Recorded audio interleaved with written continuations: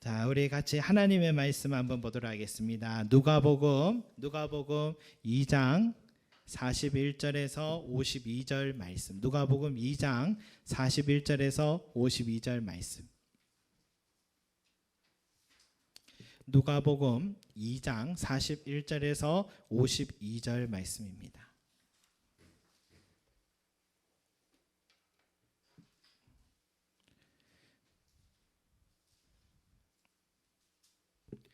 누가복음 2장 41절에서 52절 말씀입니다.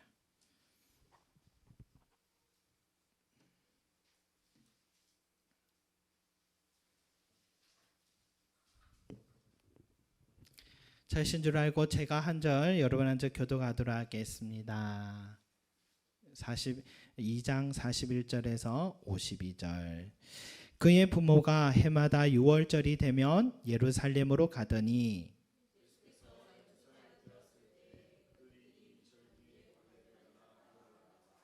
그 날들을 마치고 돌아갈 때에 아이 예수는 예루살렘에 머무셨더라.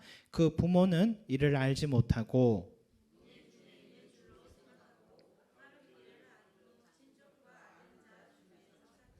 만나지 못함에 찾으면서 예루살렘에 돌아갔더니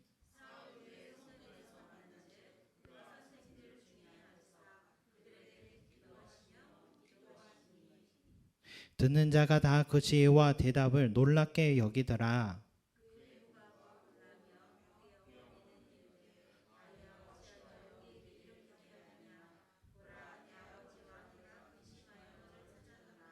예수께서 이르시되 어찌하여 나를 찾으셨나이까? 내가 내 아버지 집에 있어야 될 줄을 알지 못하셨나이까? 하시니 예수께서 함께 내려가사 옛 나사렛에 이르러 순종하여 받드시더라. 그 어머니는 이 모든 말을 마음에 두니라. 예수는 지혜와 시더라. 아멘. 여러분, 오랜 역사 동안에 사람들은 이 예수님은 어떻게 생기셨을까 하는 이런 관심이 늘 있었습니다. 성경책 읽으면서 예수님의 걸음 또 시선 하신 행한 일들 말씀들 하나하나를 조합하면서 사람들 예수님은 이렇게 생기셨을 거야 하면서 자기들만의 이미지를 그려왔습니다. 여러분, 우리에게 가장 많이 알려져 있는 예수님의 그림 얼굴은 1940년대에 그려진 바로 이 얼굴인데요. 한번 보여주시기 바랍니다. 바로 이 예수님의 얼굴입니다. 여러분 많이 본 것 같죠? 그죠? 이 그림은요, 미국인 워너 살먼이라는 광고 일러스트가 그린 그런 예수님의 얼굴인데요. 당시에 이 그림이 전 세계 5억 장이 팔렸을 정도니까 인쇄된 것을 보니까 이 예수님 얼굴이 기독교를 또 대중들이 가장 선호하는 그런 예수님의 얼굴이었다라는 것을 알 수 있죠. 그 후로도 미국의 헐리우드 같은 곳에서 예수님에 관한 영화를 찍을 때마다 항상 이 이미지의 예수님을 주인공을 세워서 이렇게 등장을 했던 것을 우리도 압니다. 저도 어릴 때 저희 집에 이 예수님 그림 사진이 있었습니다. 그래서 항상 예수님은 이렇게 생기셨을 거야. 내가 만약 예수님 만나면 이런 예수님을 만날 거야. 그렇게 생각을 했죠. 그런데요, 이 그림에 나온 예수님의 얼굴은 이 유대인의 예수님이 실제 사셨던 태어났던 유대인의 얼굴이 아니고 아주 미남형인 영국인 남자의 얼굴입니다. 그래서 미국 사람들이 영국인에 대한 어떤 환상이 있어서 그런지 영국 사람을 모델로 해서 예수님의 얼굴을 그렸는데, 그런데 여러분 이 얼굴이 참 누구나 봐도 흠모할 만한 예수님의 얼굴이긴 하지만 사실은 성경에서 말하는 예수님의 얼굴과는 좀 거리가 있다 할 수 있습니다. 그래서 이 얼굴이 너무 사람들에게 인기가 좋으니까 그 다음 이어진 그림이 이런 그림들이었어요. 이 그림들도 바로 이 워너 살먼이라는 사람이 예수님의 이 얼굴을 갖고 이 그림들을 그렸다고 합니다. 그런데요, 다음 그림 한번 보여주시 바랍니다. 여러분, 이 그림은 네덜란드 화가 렘브란트가 1650년대에 그렸던 예수님의 얼굴입니다. 그는 사람들이 기대하는 예수님의 얼굴을 그린 것이 아니고 기존에 아주 초월적이고 화려한 성화의 얼굴을 그리려고 한 것이 아니라 이사야 선지자가 말했던 참 고뇌하는 인간 예수님을 그리려고 그렇게 했습니다. 그래서 직접 유대인들이 사는 지역에 가서 유대인들의 생김새를 아주 열심히 관찰한 후에 그린 예수님의 얼굴이 이 얼굴입니다. 그래서요, 이 얼굴이 성경에서 어쩌면 가장 근사치한 예수님의 얼굴이 아닌가. 또 엔도 슈샤크라는 작가가 쓴 예수의 생애에 이런 글이 있었습니다. 한번 보십시오. 당시 유대교는 하나님의 가르침을 전도하는 자는 키가 큰 신체 강건한 자로 규정하고 있다. 이 설이 사실이라면 예수님의 키는 보통의 키를 가지고 있었는지도 모른다. 또 고대 팔레스티나의 유대인과 마찬가지로 그도 또한 검은 머리를 가운데 갈라 어깨까지 늘리고 턱수염과 콧수염을 기르고 있었다고 생각된다. 마가복음에서 검소한 신발과 한 벌의 속옷 외에는 갖지 못하게 했으니 약간 초라한 옷차림을 하고 있었을 것이다. 요한복음 8장 57절에 사람들은 30대 예수를 보고 50세는 되어 보인다는 것을 보면 나이보다 늙어 보였는지도 모른다. 나이보다 늙어 보인 것은 그 모습에 무어라 말할 수 없는 고뇌의 그림자와 피곤한 듯한 눈빛 때문인지도 모른다 라고 그렇게 기록되어 있습니다.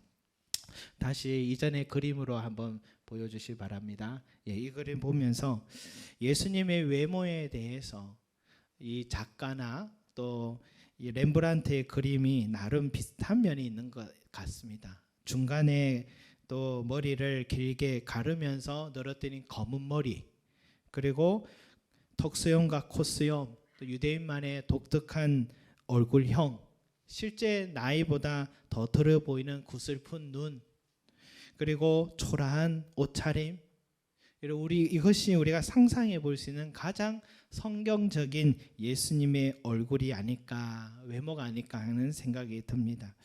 이사야 선지자가 그 외모를 이렇게 표현했잖아요. 그는 고운 모양도 없고 풍채도 없고 우리가 보기에 흠모할 만한 아름다운 것이 없도다라고 성경에 말씀을 하셨죠. 여러분, 이처럼 우리도요, 예수님을 늘 생각하고 예수님 모습을 우리가 떠올릴 때에는 서양인들이 그린 이 영국형 미남형을 우리가 늘 생각해왔던 것처럼 예수님에 대한 우리가 아는 지식도 이 서양의 신학자들이 해석한 그 예수님을, 이 필터링을 거친 그 예수님을 우리가 또 늘 생각해 온 것은 아닐까, 그런 생각을 하면서 한번 우리를 돌아보아야겠다 생각했습니다. 그리고 지난 주까지도 우리 사도신경을 통해 예수님에 대해서 배웠지만 교리적으로 신학적으로 만난 예수님의 모습은 왠지 좀 딱딱한 느낌이 들죠. 그래서 이제 이 사복음서를 통해서 성경에서 말하는 예수님의 얼굴, 손짓, 말투, 걸음걸이들을 직접 한번 보고 싶다, 그런 생각이 듭니다. 그래서 좀 더 인격적인 예수님을 만나는 시간을 가져야겠다는 생각했습니다. 그래서 오늘부터 예수님의 생이라는 주제로 예수님의 어린 시절부터 걸어 다니신 그 팔레스타인의 후덥지근한 그 기후와 또 먼지 쌓인 길, 그것을 우리도 함께 걸어가 보고 예수님이 만나서 대화 나누던 사람들과의 그 만남에 우리도 옆에서 같이 한번 귀도 기울여보고, 때론 세상 무서운지도 모르고 나라님들의 호통치던 예수님의 모습도 보고, 때론 가난하고 병들고 소외된 자들을 지날 때마다 걸음을 멈추고 그들을 따뜻하게 바라보셨던 예수님도 우리도 보고, 때론 하나님의 아들이 아니고는 설명할 수 없는 초월적인 능력을 가지신 예수님의 모습, 또 때로는 언제 그랬냐는 듯이 너무 인간의 초라한 모습을 보이셨던 무기력한 예수님의 모습도 우리가 이제 한번 살펴보고자 합니다. 저는 이 예수님의 생애를 이제 따라가는 이 시간이 참 기대가 됩니다. 그 시간이 얼마나 걸릴지 모르겠지만 이 시간이 참 기대가 됩니다. 신학적 교리적 예수님이 아니라 이 성경 그 자체가 말하는 이 예수님을 만난다는 것이 더 생동감이 있을 것 같습니다. 여러분, 예수님의 생애를 우리가 말할 때는요, 먼저 탄생의 기사를 다루지 않을 수가 없죠. 그런데 우리가 매년 성탄절, 대림절이 되면 항상 탄생에 관한 기사는 우리가 늘 다루고 있으니까 이번에는 예수님의 생을 시작할 때 예수님의 유년기 시절, 어린 시절의 모습을 한번 보고자 합니다. 예수님의 유년기에 대한 기록은요, 다른 성경에는 없고 누가복음에만 기록되어 있습니다. 그런데 문제는 오늘 우리가 읽었던 이 내용이 전부입니다. 유년기에 대한 예수님의 모습을 더 알고 싶어도 이게 전부여서 더 이상 예수님에 대한 유년기 시절의 이야기를 알 수가 없습니다. 누가가 그렇게 발품 팔아서 예수님의 생애를 그렇게 조사했으면 훨씬 더 많은 유년기 이야기를 알고 있었을 텐데도 왜 오늘 이 기록만 갖고 12살 때의 기록만 갖고 있는 걸까? 그래서 여러분, 예수님의 생애를 시작할 때 12살 때 예수님의 모습부터 시작하겠다는 생각을 또 가지면서 저는 이 주제를 가지고 오늘 이 한 주간을 또 생각을 하고 있었는데 가만히 생각해 보니까 이번 주가 어린이 주일이더라고요. 예수님의 어린 시절과 어린이 주일이 나름 또 통하는 게 있겠구나 해서 또 그런 생각을 했습니다. 또 예수님에 대해서 또 설교를 12살 때 설교를 하려고 했더니 어제 갑자기 저에게 정기 구독하는 책이 하나 날아왔는데 12살 예수라는 책 제목이 12살 예수입니다. 또 오늘 또 기도했던 아이가 12살입니다. 저는 아주 이런 사소함을 진지하게 생각하는 스타일이 있습니다. 예수님의 생애를 시작하라는 주님의 뜻이구나, 그런 생각을 했습니다. 여러분, 먼저 예수님께서 12살이 되었는데요, 유대인 사회에서는 13살 된 남자 아이는 성인식을 갖습니다. 그때부터 유대사의 일원으로서 권리와 책임을 갖는데 13살부터는 의무적으로 유대인들은 3대 절기, 3개의 명절을 꼭 지켜야 됩니다. 여러분, 퀴즈 한번 내볼까요? 3대 절기가 뭡니까? 지난주 성경 퀴즈였죠? 무교절과 유월절은 같은, 또 다른데 같은 기간입니다. 6월절 해도 되고 무교절 해도. 그 다음 맥추절, 맥추절. 그 다음 수장절. 잘하시네요. 수장절은 초막절이라고도 합니다. 그래서 무교절, 맥추절, 수장절, 그렇게 볼 수 있습니다. 여러분, 유대인 남자는 1년에 3번 예루살렘 성전에 이렇게 찾아가서 이 절기가 되면 예배를 드려야 되는데, 근데 예수님은 아직 13살이 안 됐습니다. 안 됐는데도 불구하고 이 부모님은 이 예수를 데리고 이 성전에 그 먼 길을, 여행을 순례길을 올라갔던 것이죠. 그렇게 명절을 다 이제 마친 후에 다시 고향 나사렛으로 돌아오는데 하루길이 지난 후에야 아들 예수를 잃어버렸다라는 것을 알게 됐습니다. 여러분, 친척이나 친구들과 같이 걸어오겠지 생각을 하고, 순례 행렬이 너무 기니까 친구들이랑 같이 오겠지 생각하고 부모는 안심하고 왔는데 하루길을 와서 저녁에 잠을 자려고 했더니 아들이 보이지 않는 거죠. 아들이 이쯤이면 엄마 아빠한테 찾아와야 되는데 오지를 않는 겁니다. 나사렛에서 예루살렘까지의 거리가 실제 150km라고 합니다. 어느 목사님이 실제로 이 150km의 거리를 도보로 한번 걸어 보셨대요. 14시간을 꼬박, 하루 14시간을 꼬박 걸었더니 3일 동안 걸렸다고 합니다. 이 150km가. 그러니까 예수님의 부모가 이 하루길을 걸었다라는 것은 한 14시간, 한 50km를 걸었다라는 것이죠. 그때서야 아들을 잃었다는 것을 깨닫고 이제는 아들을 찾기 시작합니다. 이 집 저 집 다 찾아가서 혹시 예수를 본 적 있냐 하니까 우리 집에도 예수가 있다. 당시에 예수란 이름이 아주 흔한 이름이었기 때문에 이름 가지고는 찾을 수가 없었죠.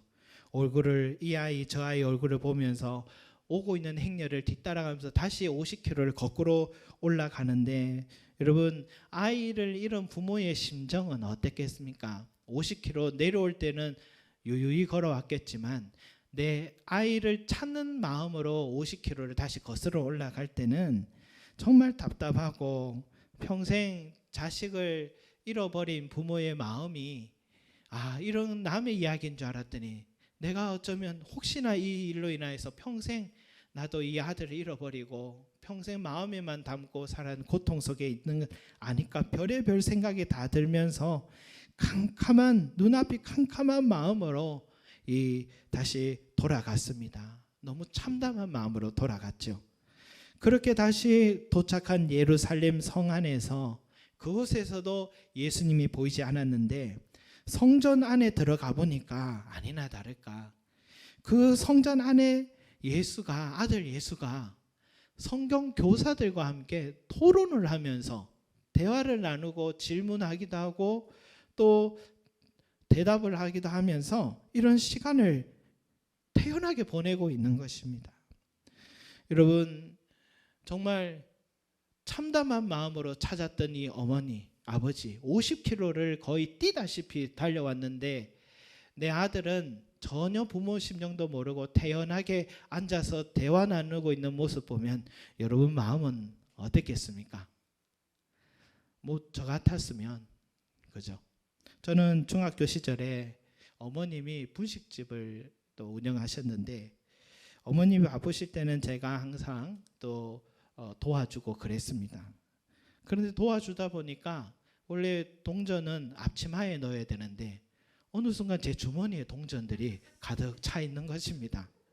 그래서 그 동전들을 가지고 바로 옆에 있는 오락실을 가끔씩 갔습니다.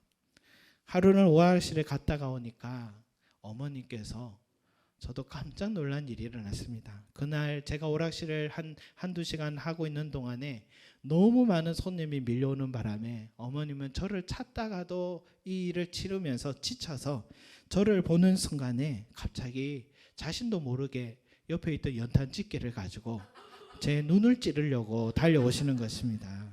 예, 맞습니까? 예. 뉴스 나올 뻔했습니다. 여러분 분식집 운영하는 어머니는 연탄집게로 오락실 갔다 온 아들에 대한 원한으로 눈을 찔렀다. 큰 뉴스 나올래 아니겠습니까? 이게 사람 아무리 부모라도 이런 마음이 들죠. 한두 시간 빠져 있었던 이 아들도 이렇게 화가 나는데 한두 시간이 아니라 한나절도 아니라 48시간을 이 부모는 단 한마디 연락도 없이 혼자 성전에서 태연하게 대화 나누고 있는 이 아들을 찾았을 때의 안도감도 컸겠지만 갑자기 올라오는 분노는 더 컸으리라 생각됩니다. 내려갈 때 걸음과 비교도 안 되게 50km를 뛰어왔던 어머니, 아버지. 어리다면 부모 책임이겠지만 내년이면 이제 성인식을 할 아들인데 한 번도 속 썩이지 않던 아들이 어떻게 내게 이럴 수 있을까? 괘씸하기도 하고. 그래서 어머니는 이렇게 말합니다. 아이야, 어찌하여 우리에게 이렇게 하였느냐? 보라, 내 아버지와 내가 근심하여 너를 찾았노라. 아마 여기가 교회여서 이렇게 얘기하셨는 것 같아요. 옆에 목사님들도 계시고 하셔서 최대한 감정을 누르고 아이야 라고 이렇게 얘기했겠지만 아무도 없었으면 등짝 스매싱으로 먼저 시작했겠죠. 여러분 부모이기 때문에 부모도 사람이기 때문에 그랬을 것입니다. 그런데 더 가관은 이 정도 되면 대부분의 자식들은 손을 빌면서 눈물 뚝 흘리면서 죄송하다 그렇게 빌거나 사람들이 너무 많아서 한눈판 사이에 제가 부모님 잃어버려 차라리 성전에서 기다리는 게 부모님이 저를 찾기 좋을 것 같아요. 여기 있었다라고 둘러댄다면 이 상황이 더 빨리 맞췄을 텐데 예수님의 대답은 더 가관입니다. 48절에 뭐라 합니까? 어찌하여 나를 찾으셨나이까? 내가 내 아버지 집에 있어야 될 줄을 알지 못하셨나이까? 여러분, 남의 자식 같은 소리를 하고 있습니다. 얼마나 당황했겠습니까? 단 한 번도 속썩이지 않던 아들 예수가 혹시 아버지가 다르다는 출생의 비밀을 알았던 걸까? 왜 이렇게 삐뚤게 나가는지 모르겠습니다. 12살 되더니 사춘기가 찾아온 것일까? 아무리 이해하려고 해도 이해가 되지 않습니다. 그때 옆에 있던 성경 교사들은요, 이 부모 심정도 모르고 먼저 인사를 건넸겠죠. 부모님은 성경 교사들에게 저희 아들 때문에 민폐를 끼친 것 같아 죄송합니다 하고 인사를 했겠죠. 그때 성경 교사들은 아닙니다. 자식을 참 잘 키우셨습니다. 대개 아들이 앞으로 이 나라를 이끌어갈 촉망받은 성경 교사가 될 제목입니다. 저희도 많은 학생을 가르쳤지만 솔직히 대개 아들이 탐이 납니다. 오히려 대개 아들을 만나게 된 걸 저희는 영광으로 생각합니다. 특급 칭찬까지 들어서 어머니 아버지 어떻게 해야 될지 몰랐을 것입니다. 그 후에는 이제 부모님을 따라서 다시 예수가 돌아오며 언제 그랬냐는 듯이 고향으로 돌아와서는 이전처럼 또다시 부모님의 말씀을 너무너무 잘 듣고 순종하는 아들로 또 살아갔고, 그 키가 자라고 지혜가 자라며 하나님과 사람들이 사랑받는 자녀로 자라게 되었다고 오늘 말씀은 마무리가 됩니다. 그런데 12살 때 성전에서 이 아들 예수가 했던 이 말을 단지 사춘기 때 있었던 말로 생각하는 거, 엉뚱함으로만 받아들이지 않고 이 마리아는, 어머니 마리아는 그 말을 마음에 담아두었더라. 마음에 담아두었더라 라고 합니다. 여러분, 예수님의 어린 예수가 했던 그 말, 마음에 담아두었던 그 말이 뭡니까? 내가 내 아버지 집에 있어야 될 줄을 알지 못하셨나이까?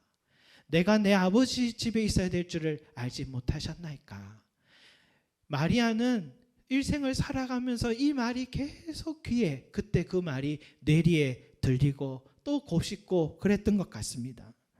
그리고 한 번도 부모 말을 거역한 일이 없었는데 유독 이 성전에서만큼은 전혀 다른 태도를 보였던 이 아들의 이 모습을 이 마리아는 가슴에 담고 마음에 듣고 잊지를 못하고 있었고, 나중에 그 이야기를 가족들에게 했을 것이고, 그 가족들에게 찾아온 누가에게 이 이야기가 전달되었지 않을까 생각됩니다.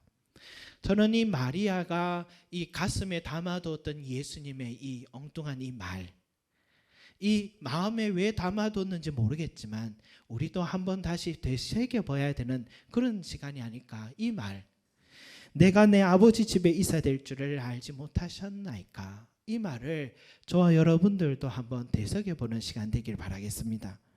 여러분, 내가 내 아버지 집에 있어야 될 줄 알지 못하셨나이까 할 때에 예수님은 성전을 내 아버지 집이다라고 그렇게 표현을 했습니다. 물론 하나님의 아들이라고 하니까 아버지 집이라고 말할 수 있겠지라고 생각할 수 있겠지만, 이 성전을 향해서 내 아버지 집이라고 표현한 것은 여기에서만 있는 것은 아니었습니다. 12살 때부터, 12살 때였잖아요. 이때부터 한 20여 년이 지난 후에 이제 예수님의 마지막 사역을 마무리하시면서 예루살렘에 입성하시고 십자가를 지시기 위해서 입성한 그 7일 동안에, 우리는 그 7일을 고난주간이라고 지금도 우리가 지키고 있잖아요. 그 7일 동안에 예수님의 여러 가지 일들이 있었지만 그 중에 특별한 사건 하나가, 그때도 참 사실 엉뚱하고 사람들 놀라게 했던, 주변 사람 놀라게 했던 사건인데, 그것은 뭐냐면은 성전 앞에서 장사를 하고 있는 장사꾼들을 보더니 갑자기 동전 바꾸는 상을 엎어버리고 비둘기와 양과 염소를 또 팔려고 가더는 우리를 뒤엎어버리고 노끈으로 만든 채찍을 가지고 장사치들을 다 내쫓아버리면서 하신 말씀이 뭡니까? 내 집은 만민이 기도하는 집이다 라고 예수님이 말씀하셨죠. 여기에서는 내 집이라고 표현하는데 요한복음에도 동일한 사건에서 어떻게 예수님 표현하냐면 내 아버지의 집으로 장사하는 집을 만들지 말라라고 표현을 하셨습니다. 12살 때도 내 아버지 집이라고 했는데 33살 때도 성전을 내 아버지 집이다라고 했습니다. 12살 때 성전에 홀로 머물었던 예수님, 33살 때 성전 장사치를 뒤엎으며 난동을 부렸던 예수님, 세월과 나이의 간격은 다르지만 두 사건 사이에는 매우 닮은 이야기들이 많은 것 같아요. 둘 다 6월절 절기에 있었던 사건이라는 것과 둘 다 주변 사람들을 다 깜짝 놀라게 만든 사건, 엉뚱함을 드러낸 사건이라는 것과 둘 다 성전에 관한 사건이라는 것과 둘 다 성전을 향해서 내 아버지 집이라고 표현하신 것이 동일한 모습이라는 것이죠. 그 뜻을 우리가 이해하기 위해서는 요한복음 2장 19절 21절 말씀을 봐야 되는데, 요한복음 2장에 성전 정화 사건이 나와 있어요. 그리고 그 사건이 끝난 뒤에 예수님은 19절과 21절에 요한복음 2장 19절 21절에 이런 말씀하세요. 너희가 이 성전을 헐어라. 내가 사흘 동안 일으키리라. 그러나 예수는 성전된 자기 육체를 가리켜 말씀하신 것이라 라고 말씀하셨습니다.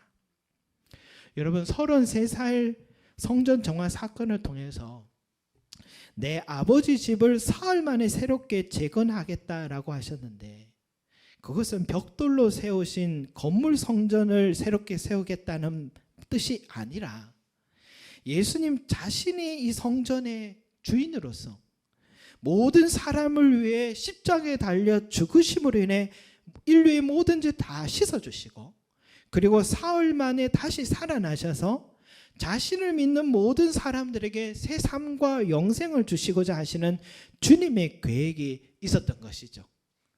이것이 새 성전을 세우겠다는 예수님의 계획이었죠. 성전 정화 사건은 상징적인 모습이었습니다. 싹 다 갈아엎어 버리겠다, 이런 뜻입니다. 새 성전을 짓겠다는 상징적인 표현이고, 이제는 건물이 성전이 아니라 예수님 자신이 새로운 성전이 되겠다, 이런 의미를 가지고 있는 것이죠. 마찬가지입니다.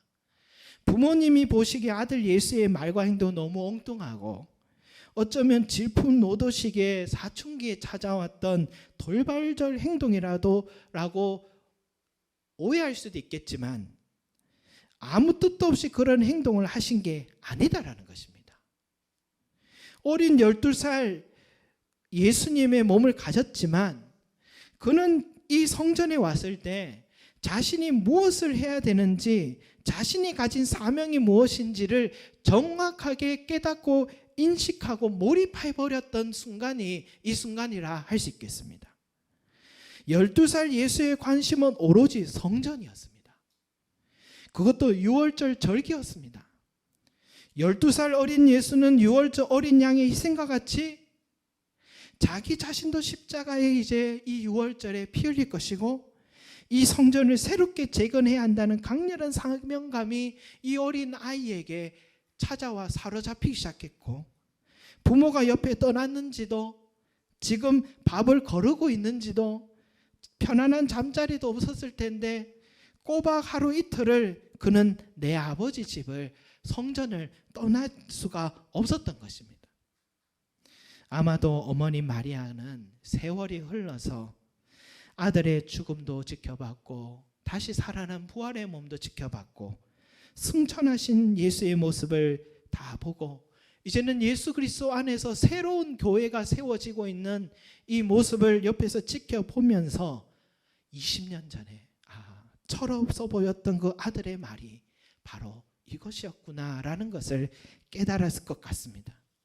그제서야 마리아의 마음에는 아들아, 넌 다 계획이 있었구나, 그렇게 생각을 했었던 것 같아요. 여러분, 누가가 어린 시절 재미있는 에피소드를 소개하려고 오늘 말씀을 기록한 게 아닙니다. 그때 그 시절 그 성전에서 보였던 그 엉뚱한 행동과 말은 실은 예수님의 전생애를 말해주는 예고편과 같은 말이었던 것입니다. 누가가 전해주고 싶은 메시지는 예수님 자신이 성전이라는 것입니다. 성전을 세우신 하나님의 가장 큰 목적은 그곳에서 하나님을 만나고 그곳에서 우리의 모든 죄가 씻겨져 새롭게 되고 그곳에서 인간은 하나님이 주시는 축복을 누리게 되는 곳이 성막을 짓게 하고 성전을 짓게 하신 하나님 뜻이잖아요. 그 성전의 신비한 기능들이 이제는 예수님 안에서 이루어지게 된 것이라는 것이죠. 우리는 예수님을 내 마음속에 모심으로 내 모든 죄가 영원히 사하여지게 되었고 성령의 권능을 받아 새 삶을 살게 되었고 하나님의 백성이 되어서 그분의 자비하심과 은혜와 보호 속에서 영원히 살아가게 되는 축복을 누리게 된 것임을 믿으시 바랍니다. 최근에 한 집사님께서 친구와 함께 교회 성전에 오시게 됐습니다. 저에게 그 친구와 교제를 나누게 하시려고 기도도 좀 받게 하시려고 밤 한 11시가 되었는데 전화가 왔어요. 얼마나 어렵게 전화하셨겠습니까? 저는 그 마음을 알기 때문에 이제 바로 달려가야 됐습니다. 그런데 저는 사양을 했습니다. 아이들과 영화를 좀 보고 있는데 죄송하지만 갈 수가 없습니다. 이렇게 해서 이런 목사 또 없겠다, 그렇게 상처를 받지 않을까 생각됩니다. 그래서 다음날 제가 어떻게 되었냐라고 물어보니까 그 친구가 그동안 현실적인 범민으로 잠을 한 잠도 최근에 못 잤는데 강압적으로 또 처음으로 교회에 왔던 그날 밤에 오랜만에 깊은 잠을 자게 됐다라고 그런 이야기를 하셨답니다. 사랑하는 자에게 단잠을 주신다고 성경에 약속을 했거든요. 그분의 깊은 잠은 주님이 주신 잠이라고 저는 믿습니다. 그래서 속으로 제가 안 가기를 잘했다, 그런 생각을 했습니다. 여러분, 성전의 주인이신 예수님 품에 항상 거하시는 저와 여러분이 되시기 바랍니다. 세상에서 맛볼 수 없는 평안을 얻게 된다는 것, 답답할 때 동서남북이 다 막혀 죽고 싶을 때도 이제는 벼랑 끝에 내가 서 있을 때라 할지라도 그때라도 늦지 않습니다. 성전의 주인이신 예수님께 달려오시 바랍니다. 나는 길이요 진리요 생명이라 주님께서 말씀하셨습니다. 여러분, 주님께로 달려오면 살 길이 열리기 시작합니다. 우리 오늘 어린이 주일이고 우리 사랑하는 자녀들에게 참 전해주고 싶은 것은, 어른들은 항상 이렇게, 저도 그렇게 묻습니다. 넌 꿈이 뭐냐?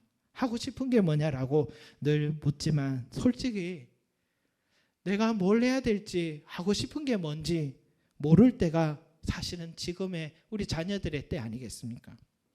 왜 공부해야 되는지 꿈도 모르니까 공부를 왜 해야 되는지 모르고 시키니까 지금도 하고 있는 거거든요.